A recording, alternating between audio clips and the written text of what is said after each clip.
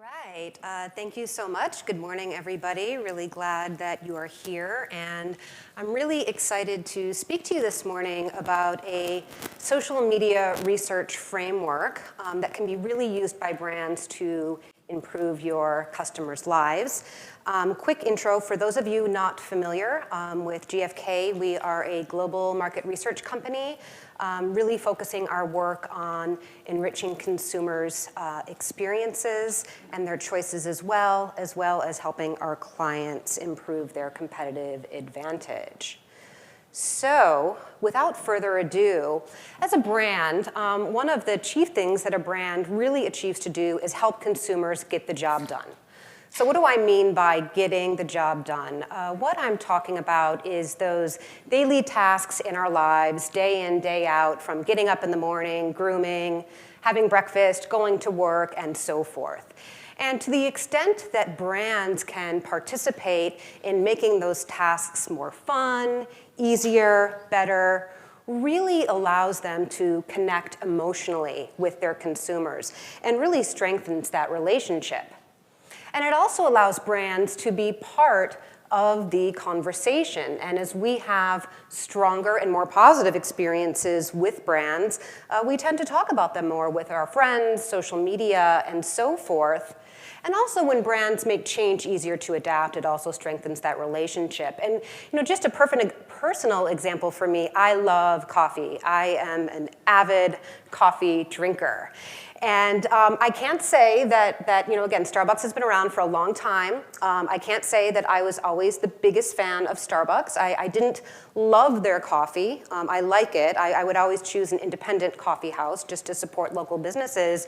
But Starbucks really have become ubiquitous, no matter where you are.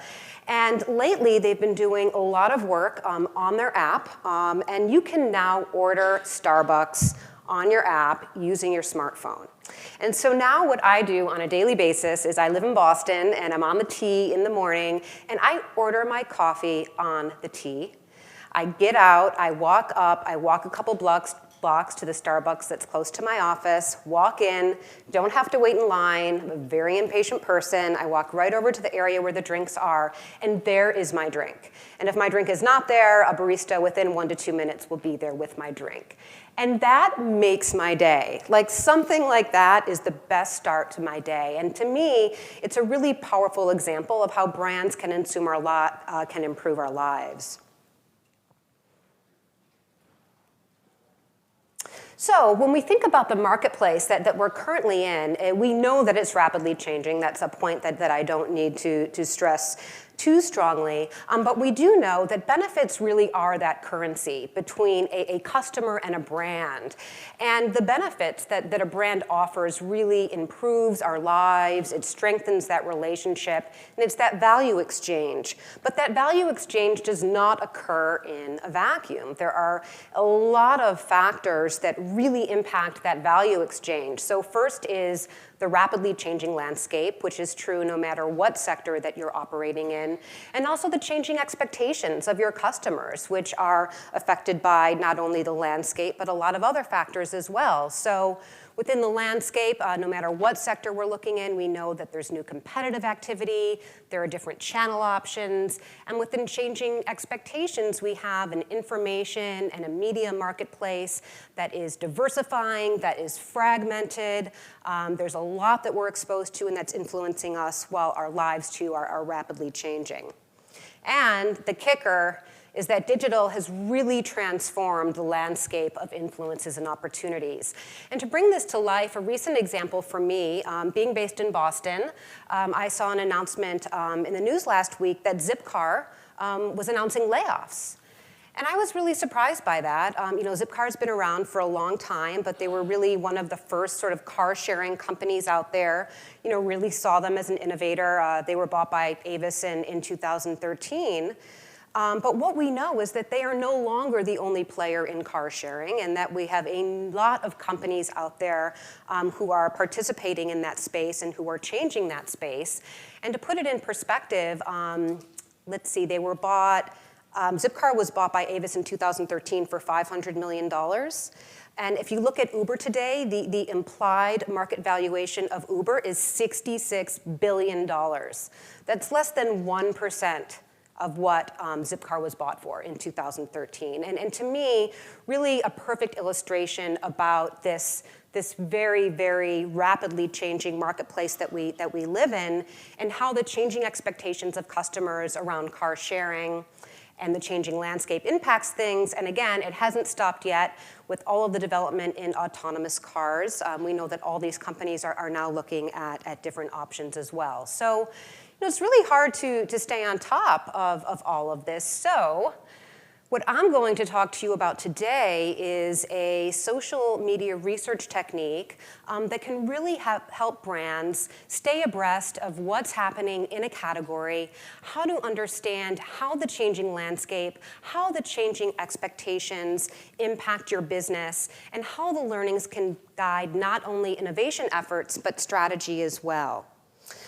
Now, within social media, and again, I'm not purporting for this to be the only method that can do this, but I think a really exciting one. Quick question for the audience. For those of you who have engaged in social media research previously, again, social media research tends to be done at the brand level, which I'm not knocking in any way. It's quite valuable. But how many of you have looked at social media conversation at a category or a sector level? All right, I love it. Lots of hands raised. That's really great. And that's what I'm going to be talking about today, is looking at social media conversation at a sector and category level to really learn about the emerging needs within the changing landscape and what the opportunities are for that. One of the challenges of social media conversation is to really make sense of it due to the unstructured nature. And so the methodology that I'll be sharing with you, and actually have a case study to bring it to light, is using a machine learning technique. So I think some of you may be familiar with that. There's been a lot of presentations on social which have been really great. So we use a proprietary technology owned by GfK that starts with human coding, and then works to train the machine. So I just wanted to set the stage with the methodology. But in looking at the category discussion, the way that we look in this discussion is understanding what's being said about how to get the job done, how people are fulfilling tasks in a category, and also understanding the needs that are discussed within the category. Are there any unmet needs that we're seeing?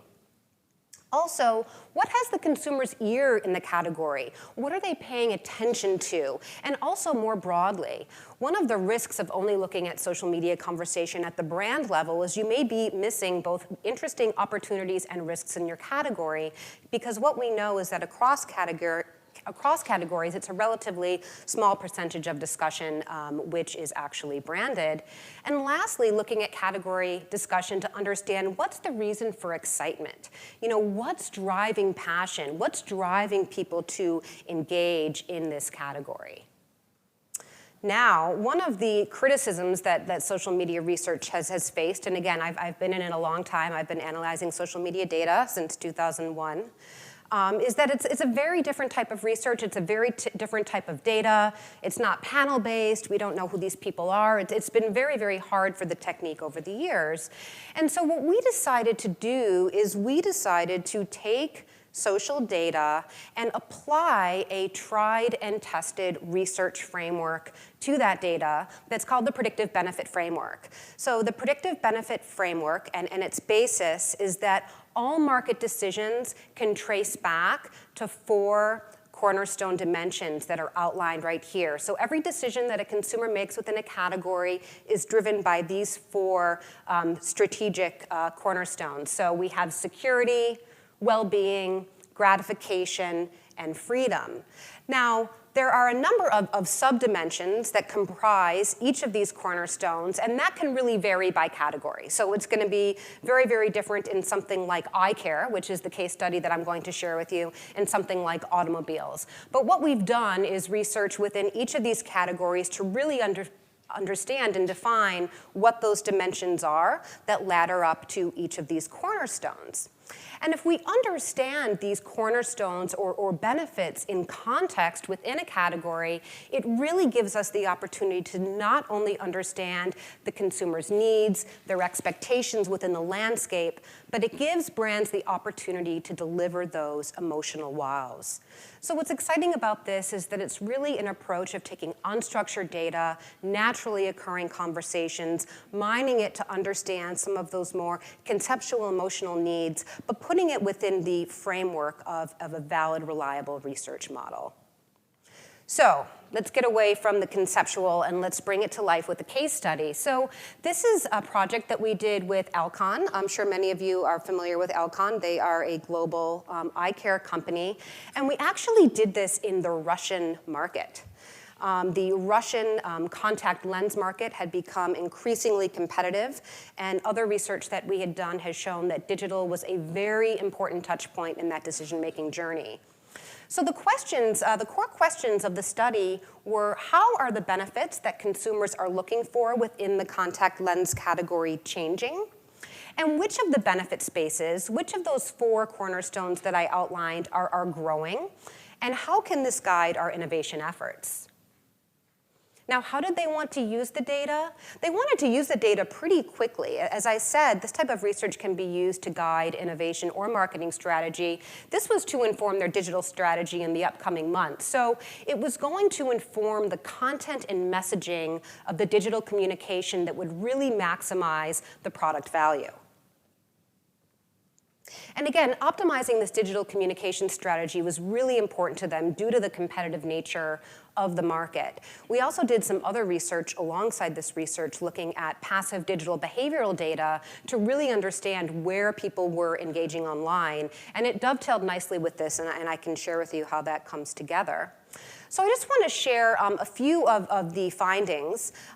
So here what we're seeing is we're seeing the proportion of conversation within the contact lens category that is related to these 4 strategic cornerstones. So what we see here is that well-being and freedom, that the highest amount of conversation with the contact lenses aligned with these 2 benefit areas, some in gratification as well. But then what we did is we actually did some sentiment analysis. And within this sentiment analysis, and again, to be clear, with this specific project, we did rely on human coding for the sentiment analysis, given that we were looking, again, within these more conceptual benefits. Since this project, we've done a lot of work on the machine learning across different categories and have been able to automate this. But what we saw from the sentiment analysis is that there was a high share of negative discussion within 2 of the cornerstones, well-being and security. So more on that in a moment. But something else that we did, which is great, is that within these cornerstones, we can also look at brand or product discussion, right? So we can understand how brand discussion relates to or aligns to these different strategic cornerstones. A really great way to give some context and nuance to social data. Often very hard when you're just looking at brand discussion and you're looking at attribute frequency and you're trying to understand what's the relevant context of this? Is this good? Is this bad? When you're able to anchor social data to a research model, it gives you a little bit more validity in that data. So what we're seeing here is that product 3 across brand B is winning across a lot of these different strategic cornerstones. Interestingly, to point out, the brands and products are performing differently. So one might hypothesize that within a specific category, the experiences would perhaps be more similar, but we see that the associations with these products differ. And lastly, I want to show a matrix and to show you the different dimensions that can roll up to a specific cornerstone. So here we're looking at freedom, and on this matrix here, we have different dimensions that comprise freedom. And there's a lot that we can learn here from sort of where these dimensions appear. We're looking at the share of discussion of that dimension within the category on the y-axis, and on the x, the share of positive sentiment. So for easy to use, we see within pay attention that there's a lot of discussion, but it's actually more negative. And what we saw is actually a lot of frustration with consumers about how to clean, how to use their contact lenses, which again was really introducing a threat to leaving the category. I'm running a little short on time, so I want to get to the findings. But again, using this matrix, we also saw interesting findings with value and a market opportunity with customized, where there's a lot of positive sentiment. It could be a potential white space where the client could focus. So what did we learn from this study? So first, consumers are looking for two major benefits in the contact lens category, freedom and well-being. And brand B was clearly leading in this area across the other products. So the recommendation was to put a stronger focus on these two cornerstones and clearly communicate the specific benefits the products have to offer. Next, although security was more of a hygiene factor in this category, we found that consumers were not having a positive experience. I've mentioned that before, that could really lead to dissatisfaction and category exit. So we saw an opportunity to provide appropriate information and educational content to really meet the basic safety needs of consumers throughout their journey across purchase, usage, and repurchase. And lastly, related to that is, again, as evidenced in the discussion, there was low knowledge, which was causing frustration and disappointment, again, which is a risk to all of the brands. And so the importance of creating an educational program to increase the level of knowledge was very important. And then something that we saw in the digital data is that within the category, consumers were spending a lot of time on forums and websites where there are a lot of ophthalmologists often offering advice and best practices. So bringing that together, what we saw is that there's a real opportunity to raise visibility, to educate consumers through programs with ophthalmologists on these popular forums. So in closing, I hope that this has enlightened you, perhaps given you a different way to look at how you can look at social media data, and perhaps think about how this could potentially benefit your innovation and marketing strategy. Thank you. Natasha, thank you. We've got time for one question. Question? No, I have one. That is, are there certain categories that are more challenging to analyze than others from an overall quality standpoint? Yeah, and again, I think there's been great discussion of this at the conference. I mean, categories really, really differ, and that's why we think the machine learning is important. Healthcare is definitely a more challenging category because there's a lot of negative discussion that people are talking about as it relates to their condition, their symptoms, side effects of the medication that they're taking, and so forth. So it's really, really important to get a really good corpus of content to code and then train the system to do. That's going to be very different from a category like automotive. But I'd say health is one that is a bit more difficult. Oh, great. Well, thank you. Again, let's give Natasha a hand.